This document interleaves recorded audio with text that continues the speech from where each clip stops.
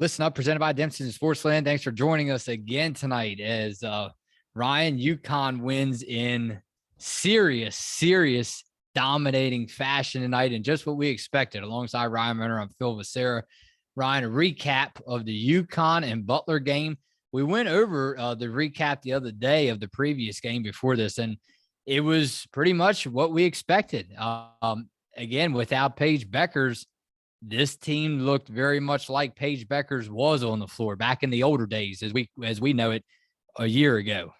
Yeah, they did. And I mean, it's kind of what we expected, right? Or what we'd hoped that would happen. I'm sure UConn fans are very, very pleased with this result. 92-47 win tonight against the Butler Bulldogs.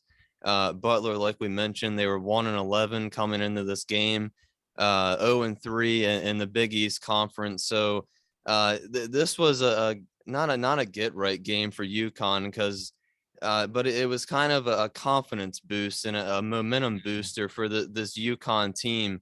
And just from the start of the first quarter, you kind of knew where this game was heading.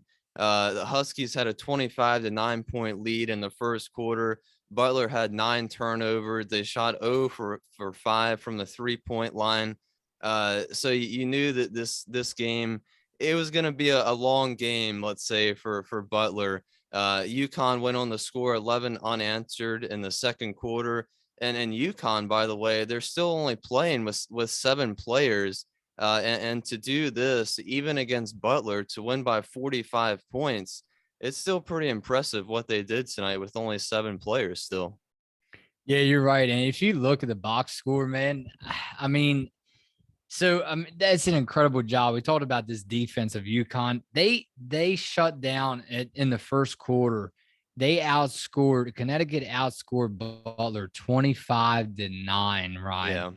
Yeah. That's single digits, 9 points in one quarter. So I think it's safe to say that Connecticut's starting to find themselves again as March quickly approaches. It's January 12th. Before you know it, the calendar will be turning to February and then March, and that's it. As we move into the national championship, I guess it usually falls in April, the last game. So yeah, it's looking like, I mean, this is a very impressive outing as Butler moves to 1-12 on the season. UConn moves to 8-3. If you did, Ryan, I don't know if you saw or not that UConn actually bumped up a spot. We were right; they're number 10 They now. did, So on Monday they bumped back up to number 10, and so now they're top 10. Head coach Gino and company are now top 10 again in the country. Yeah, and looking at the box score a little bit for this game, Olivia Nelson-Ododa, she had an amazing game tonight, led the team with 19 points, 5 assists, 7 rebounds. She also had 3 steals and a block. And Kristen Williams got involved too. Awesome night from her as well. Career high 7 steals. That's quite a bit of steals, especially in college basketball. You don't see that a lot. 19 points, 4 assists, 7 rebounds also for her. Just all around, the team just had an amazing shooting night, shot just under 50%.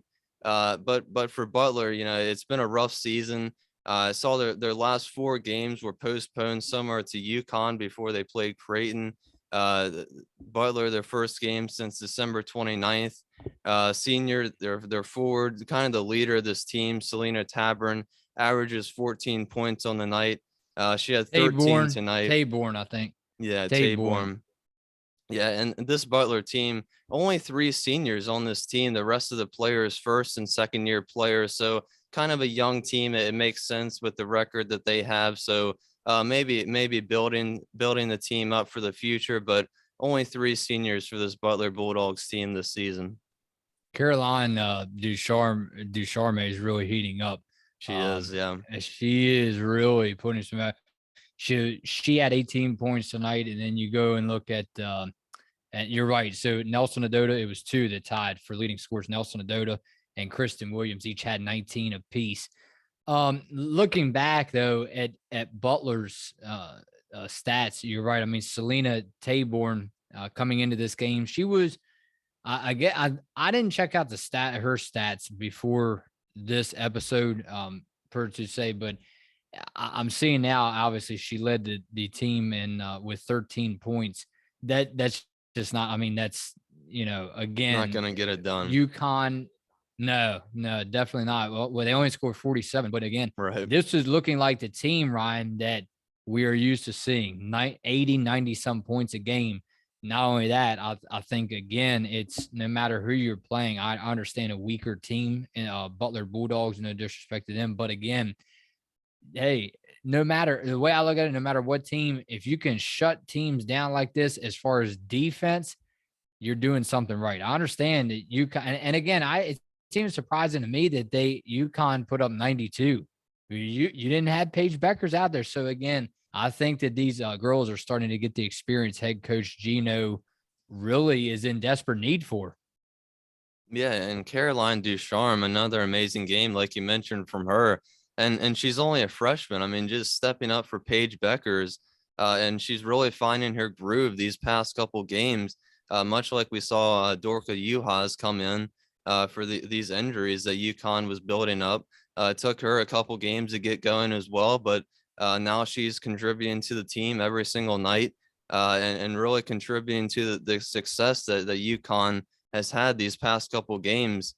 And yeah, Butler, I mean, UConn, a lot of steals tonight, but Butler on the season, they averaged 21 giveaways. They had 27 total turnovers tonight. That's just not going to win any game in basketball No. at all. Way too many turnovers from Butler. UConn up 55 at one point in this game, and Butler never led. They never led at any point at all in this game. So just a total blowout from UConn. But like you said, in these past couple years, that's what we've been used to seeing. We've come accustomed to seeing this out of Yeah. UConn teams scoring 80 to 90 points per game. Well, and you have to believe that Paige Beckers obviously would have led scoring in this game if she was in, but give credit to Butler as they did not allow any one single player on this UConn team to up and run away with it. Right. Because as you look down the box score for Connecticut, Ryan, I wanted to point that out to you. Dorka had 9 points, but then you get to Nelson Adota had 19, Kristen Williams 19. We went over to Ducharme heating up 18 points. Alea Edwards had 12 points. So Avina Westbrook 13. I went over that with you the last episode. It's more or less without Paige Beckers on the floor now. This team is almost literally trying to find a way to win as a team. And that's Yeah. that's what you're seeing in the box score game after game. All of a sudden is there's not really, again, credit to Butler. They didn't allow one single player to run away with it. But again, it's too much spreading the ball around on the floor. I mean, UConn has a lot of weapons, and we're starting to see that now because even if you single out Paige Beckers and you start to cover her when she's playing, say if she would have been playing, if they double team her in this game, look at how many other players Yep. were putting up double digit numbers, scoring wise points on the box score for UConn. So man, I tell you what, Ryan, like you said, you told me, you're like, Phil, once Paige Beckers gets back, we expect her to get back sometime this season. You're like, man, don't give up on these Huskies. No, no. I mean, there's no reason to give up on them because you just know that Coach Gino and that coaching staff is going to have this team ready. They're just too talented. Nelson Adota, Christian Williams, Juha's coming in this season. Nika Mule, she's very exciting player to watch. I'm glad that she's back on the floor after that injury that she suffered out 2 weeks and then postponed games, but finally back these 2 games, getting some more minutes for this team. She started tonight. Didn't shoot at all. I found that very interesting. Didn't record any points. 5 assists, 3 rebounds. I believe you want to check that for me. But yeah, it's awesome to see all these Huskies just contributing without Paige Beckers, because when Paige Beckers is in, all the focus for every team that they play is on her, and most of the time Paige Beckers is double teamed. So somebody else is gonna have to step up, and tonight we just saw a total team effort, like you said. Who were you speaking about? Dorka for UConn, the Yeah, 5 rebounds? Nika Mule. I saw that she didn't take a Okay, shot yeah. at all. She Yeah, actually, yeah, 3 rebounds, 5 assists. yeah, So Nika Mule, yeah, she really had, even though no points. You're right. I mean, it looks like so Nika Mule had no points. Amari DeBerry Dayberry had no points. Those are the only two, Ryan. Those are the Yeah. only two. So again, yeah, that's interesting. But again, the rest, and then Piath Gabriel scored 2 points. So yeah, that was a very job well done by obviously all the players on the roster and then coming in off the bench. Because to put up 92 when you don't really have your star player in the game, that's something special. Yeah. And No matter a weaker school or a stronger school in the country. Hey, shout out to really quickly before we head out. Shout out to the 2023 number 5 recruit Ashlyn Shade, committed to UConn women's basketball. So the Huskies land their second 2023 commit. Gino is he's definitely looking for championships, Ryan. But again, this is why what makes him so great. He's like bringing in girls that are obviously, stars in the making, and he just keeps on getting them year after year after year. And it almost takes your breath away. Like, phew. Yeah, I mean, it's pretty much just a tradition at this point. It seems like, I mean, UConn's just used to getting the top recruits, and we talk about it almost every single episode about Gino's just built a dynasty in UConn, and just the players coming out of high school, they come here to win, right? I mean, UConn has been known the past decade for playing winning basketball and championship basketball, and that's really just the type of culture that they've built here in UConn. Yeah, and again, we can't forget about Azzy Fudd. We talk Yeah. about Paige Becker so much. I mean, we can't. I mean, there's a lot of players, star players that UConn has waiting just to get back from injury. So, look, shorthanded right now, of course, UConn, but they don't look shorthanded. I mean, they're hanging in there and doing their job as we await March right around the corner.